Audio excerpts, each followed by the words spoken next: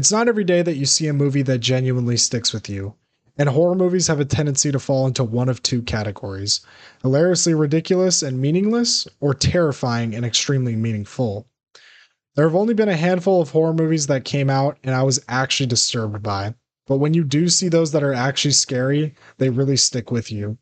These movies are some of those that have scared me the most. Spoilers ahead for every movie that I talk about.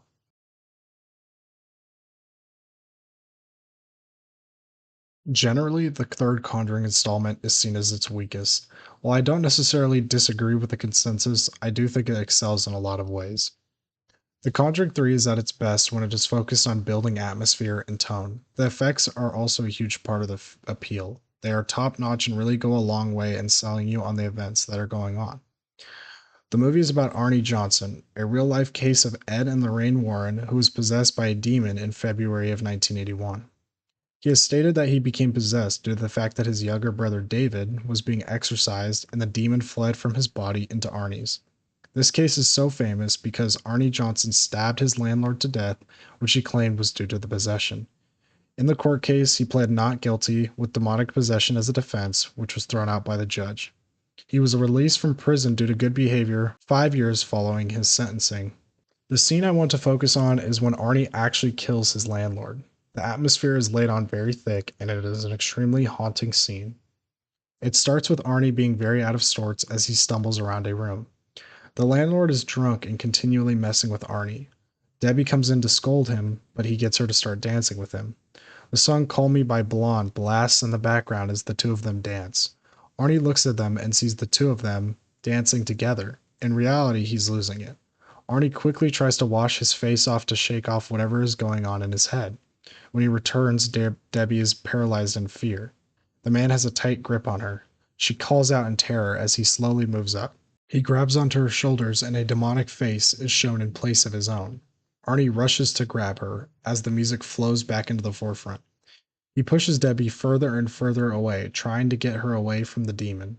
Dogs in the room bark at him and he stumbles onto the floor. Then this happens.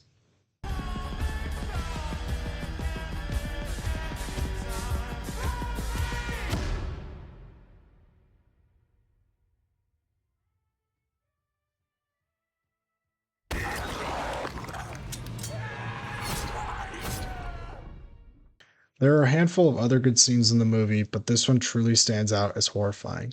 The music blaring in the background gives us such a cool but sinister vibe. It comes in and out at will and is seriously an intrusive aspect of the scene. The song alone makes the moment stick in your mind. There isn't too much I can say about this scene that isn't already apparent when you watch it. It's loud, it's unsettling, it's disturbing, it's truly a terrifying moment.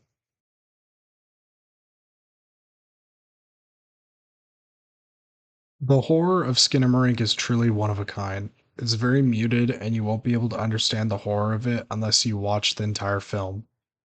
Skinamarink builds horror through the unknown. No one individual is seen in the entire runtime. No monsters, no demons, no humans, just the house itself.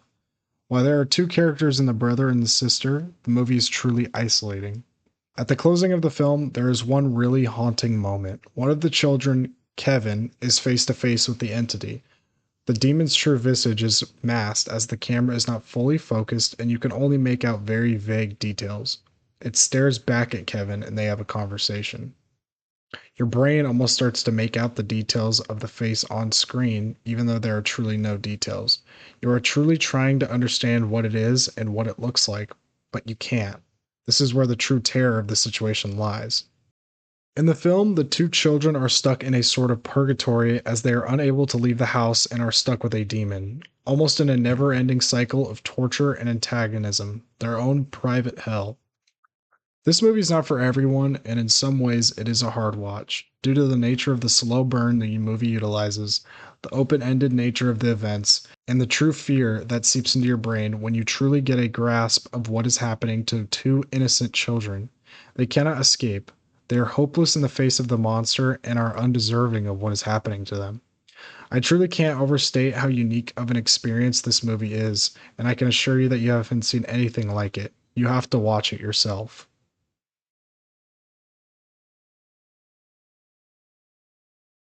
Going into Longlegs, I didn't expect it to be too scary.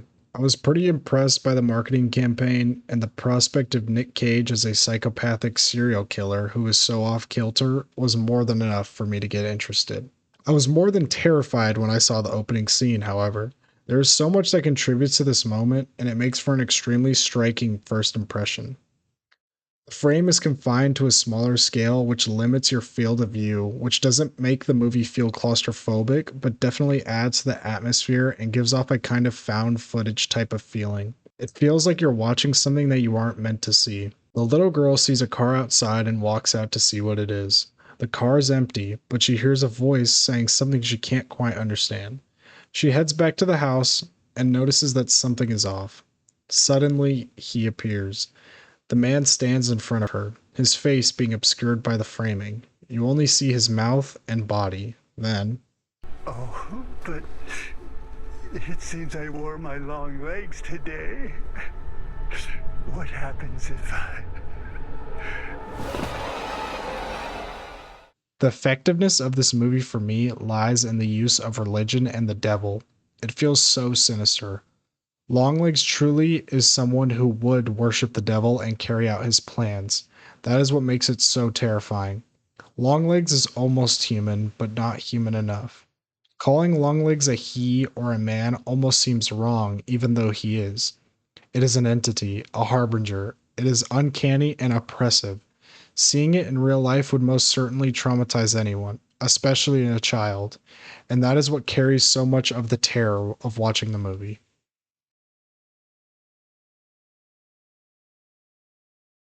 To prepare to talk about this one, I genuinely just watched one scene, and my mood immediately went from content and normal to disturbed. That scene was Riley's possession. This moment follows a montage of moments between all of the characters who are irresponsibly experimenting with the hand that bridges the gap between demons and humans.